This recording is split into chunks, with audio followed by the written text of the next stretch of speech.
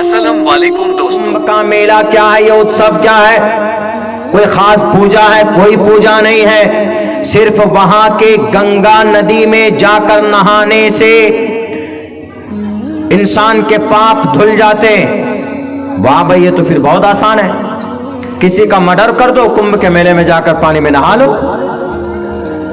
किसी की बेटी की इज्जत लूट दो, कुंभ के मेले में जाकर पानी में नहा लो।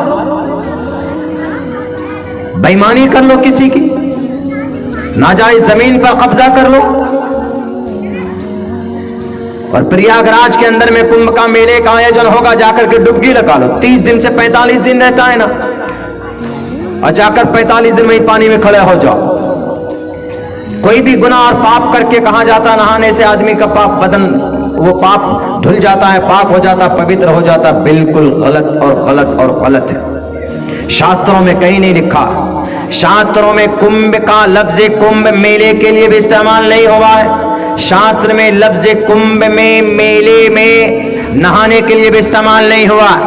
कहा गया है कि पौराणिक कथाओं में, मतलब लोगों के किस्सा कहानियों में है ये बात, किसी धर्म शास्त्र में नहीं है। मैं आज पूरे 3 घंटे तक इसके ऊपर मैं ट्रेन में बैठकर रिसर्च किया। मैंने टोटल किताबें खंगाल डाली है। बिलाखिर ये बात कही गई, ऋग्वेद के इस मंत्र के नीचे कहा गया है कि दुनिया के किसी भी हिंदू धर्म ग्रंथ के अंदर नहीं लिखा हुआ है कि कहीं पर 5,000 साढ़े 5,000 करोड़ रुपए देकर गरीब और यतीम और मिस्कीन के हक में जो पैसे जाने चाहिए उनको न देकर यहां पर पानी में, वहां पर गंगा नदी में लाइट और तरह तरह के फजूल खर्ची करके आवाम के पैसों को बर्बाद किया जाए और उस मेले का आयोजन किया जाए, बिल्कुल ठीक नहीं है। ये 4 जगह पर ये कुंभ का मेले का आयोजन होता है। एक तो हरिद्वार, और दूसरा उज्जैन, तीसरा प्रयागराज, और चौथा ये नासिक के अंदर में। ये 4 ही जगह पर होता है। 5वीं जगह पर कुंभ का मेला आयोजन नहीं होता। इसके पीछे एक राज है, एक पौराणिक कथा, ये आदमियों का एक कहानी है, वरना शास्त्र में नहीं, न वेदों में है, न पुराण में है, न उपनिषद में है। मैंने आज पढ़ा है, आज मुझे ये पता चला और ये तहकीक हुई कि पुराने जमाने में एक महर्षि दुर्वासा थे। उन्होंने बद्दुआ दी इंद्रजीत को, तो इंद्रजीत की ताकत कम हो गई। तो इसी इंद्रजीत देवता और दानवों की ताकत जब कम हो गई तो दैत्य और राक्षस ने उनके ऊपर हमला किया, तो ये मुकाबला नहीं कर पा रहे थे। क्योंकि एक ऋषि ने, ऋषि का मतलब एक बुजुर्ग ने उनको बद्दुआ दी थी, तो उनकी ताकतें कम हो गई। बहरकैफ जब इंद्रजीत ने कहा कि मैं मुकाबला नहीं कर पा रहा हूं, चलो किनके पास, विष्णु जी के पास। विष्णु जी जो परमात्मा थे सबसे बड़े, उनके पास गए और जाकर कहा कि हमें शक्ति दीजिए, हम मुकाबला करेंगे इन राक्षसों से, हमारे पास ताकत नहीं है। हमें बद्दुआ दी है ऋषि मुनि ने, हमें बद्दुआ दी है महर्षि दुर्वासा ने, इसीलिए हमें ताकत प्रदान कीजिए। उन्होंने, विष्णु जी ने कहा कि ऐसे ताकत नहीं मिलती, जाओ झील सागर के नीचे बैठकर कुछ ज्ञान प्राप्त करो, कुछ जप तप करो, यानी कुछ इबादत करो, दुआ मांगो। तो वहां पर जब गए ये लोग, सारे देवता मिलकर के गए, तो वहां पर अमृत कुंभ पानी मिला।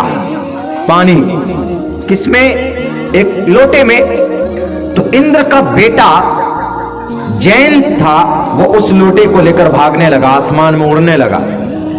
तो पीछे पीछे कौन गया? पीछे पीछे सबसे पहले दानव और देवता गए कि नहीं भाई, ये लोटा लेकर चला जाएगा, इंद्रजीत का बेटा अकेला कब्जा कर लेगा और हम लोग ऐसे रह जाएंगे। तो गया।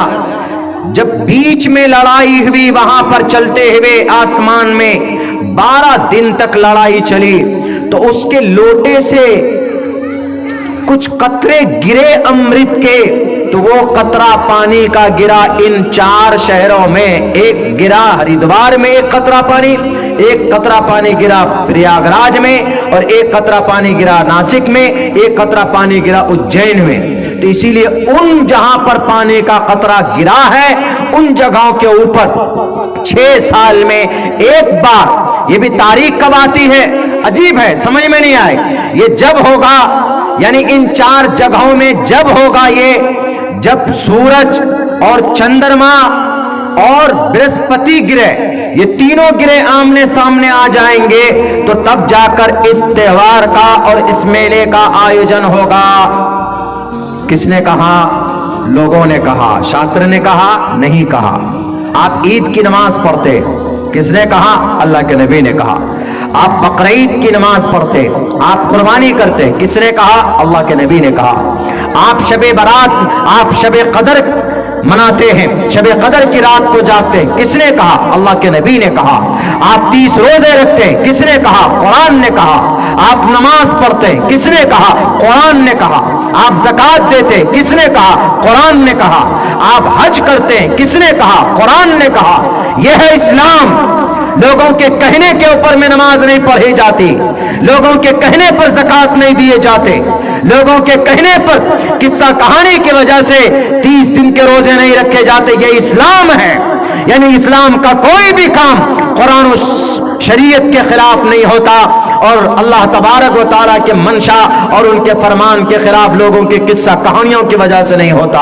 اگر کوئی آدمی اپنے اعتبار سے دین میں کوئی نیا کام شروع کرتا ہے تو ہمارے علماء کرام کہتے ہیں کہ تم بدعت کر رہے ہو، تم گناہ کر رہے ہو، تم پاپ کر رہے ہو، اسی لیے اسلام کا مقابلہ نہیں کیا جا سکتا۔ 5,500 کروڑ روپے پانی میں بہایا گیا۔ اتر پردیش کے سی ایم کو یہ ہوش نہیں ہے کہ سب سے زیادہ ریپ کے واردات اتر پردیش میں ہوئے، سب سے زیادہ مرڈر کا معاملہ اتر پردیش میں ہوتا ہے، سب سے زیادہ کرائم، سب سے زیادہ لوٹ اور سب سے زیادہ موب لنچنگ اتر پردیش کی دھرتی کے اوپر ہوتا ہے، اور سب سے زیادہ اجتماعی عصمت دری یعنی بلاکار گینگ ریپ اتر پردیش کی دھرتی کے اوپر کیا گیا۔ اس کے پیچھے پیسہ نہیں خرچہ کریں گے۔ پچھلے 9 مہینے میں سن 2024 کے پورے سال شروع کے 9 مہینے میں 11,333 کروڑ روپے سائبر کرائم فراڈ کے ذریعے سے لوگوں کے لوٹے گئے۔ یعنی کیسے ہوتا ہے؟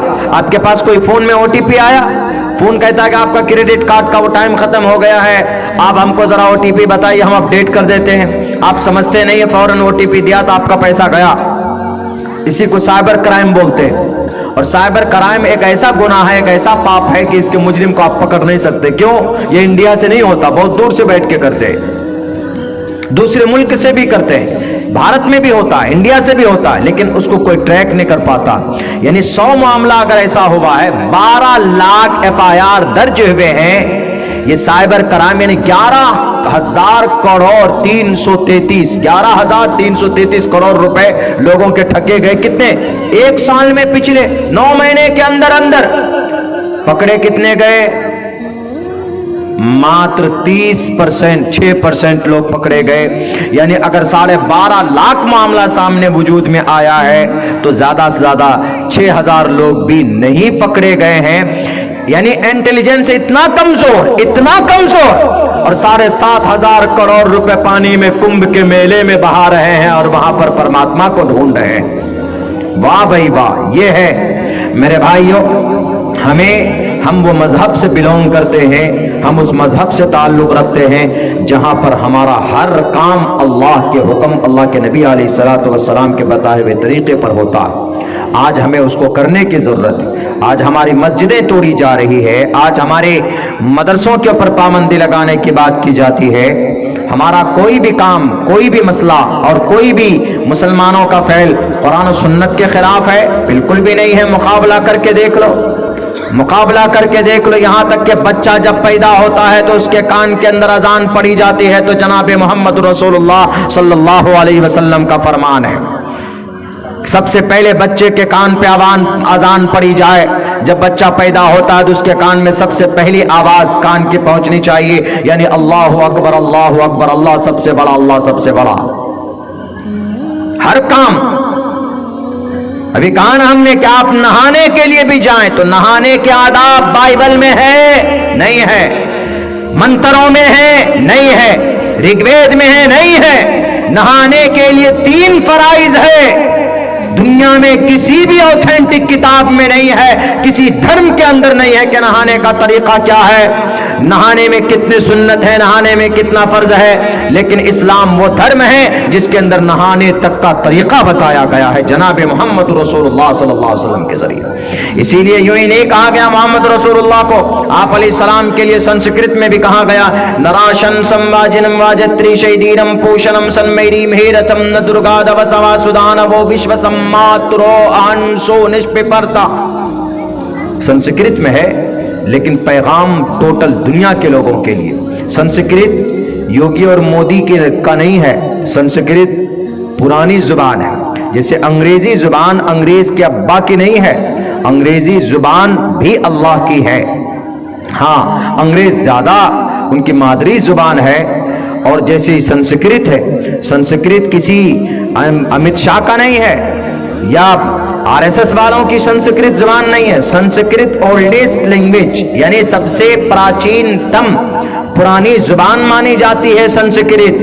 ان سے بھی پہلے اور زبانیں مانی جاتی ہے, تبرانی ہے, سریانی ہے, وہ ساری زبانیں مانی جاتی ہے.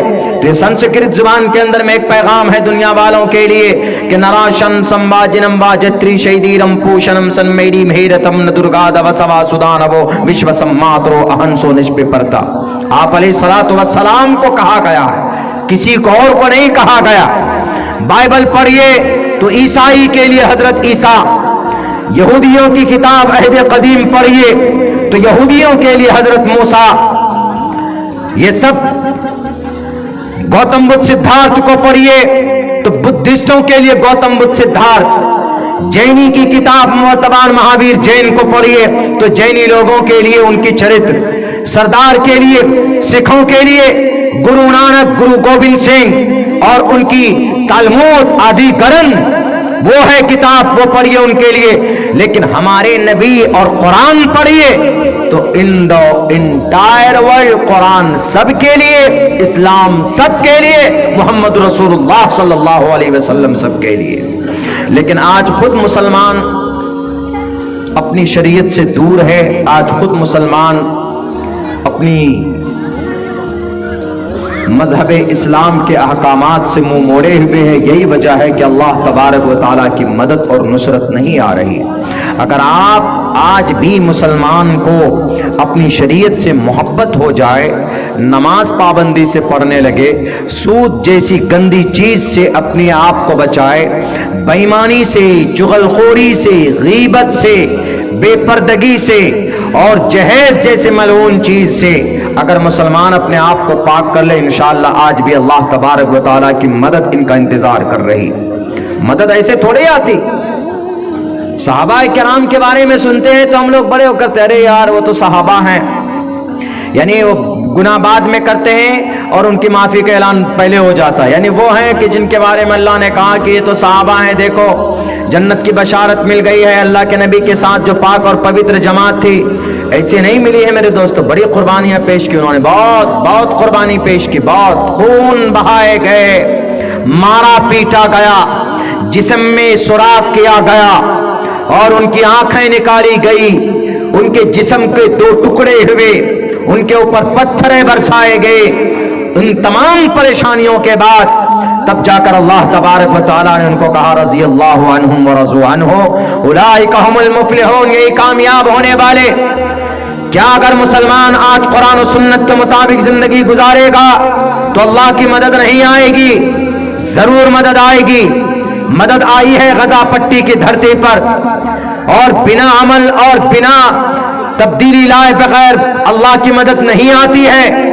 اللہ کے نبی علیہ السلام جنگ بدر میں میدان میں ہیں, ایک طرف 1000 کفار ہے, ابو جہل ہے اور پورے لاؤ لشکر کے ساتھ موجود ہے, اور ایک طرف 300 صحابہ کرام جن کے پاس گھوڑے نہیں, جن کے پاس تلوار نہیں, جن کے پاس کوئی مضبوط ہتھیار نہیں, 1000 لوگوں سے لڑنے کے لیے. مسلمانوں پھر پتا کیا ہوتا, لیکن اللہ کی ذات پر بھروسہ کرتے ہوئے, اللہ کی ذات پر یقین کرتے ہوئے پیچھے نہیں ہٹے, میدان بدر میں پہنچتے.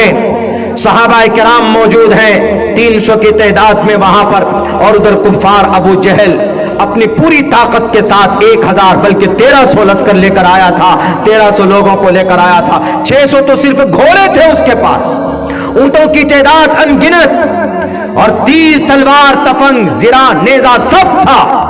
اللہ کے نبی کے صحابہ کے پاس کچھ بھی نہیں، کسی کے پاس ڈنڈا ہے تو گھوڑا نہیں، کسی کے پاس گھوڑا ہے تو تلوار نہیں، کسی کے پاس کوئی لکڑی ہے تو اس کے پاس تلوار نہیں۔ اللہ کے نبی علیہ السلام نے کہا کہ گھبراؤ مت، اللہ کی ذات پر مدد کر، ایمان رکھو، عقیدہ رکھو۔ اللہ کے نبی علیہ السلام فجر کی نماز پڑھتے ہیں، صحابہ کرام کے صف بناتے ہیں، اور اس کے بعد اللہ کی ذات پر یقین رکھ کر، آج مسلمانوں کا یقین اللہ پر نہیں ہے، آج مسلمانوں کا عمل کھوکھلا ہے، شراب پینے میں آگے مسلمان، بے ایمانی کرنے میں آگے مسلمان، سب سے زیادہ داماد اور بیٹیوں کا سودا کرنے والے یعنی جہیز مانگ کر شادی کرنے والا مسلمان قوم آگے، اور سب سے زیادہ جوا کے اندر ہمارے نوجوان برباد، فلموں کے پیچھے چکر لگانے، گانا سننے کے لیے ہمارے نوجوان آگے۔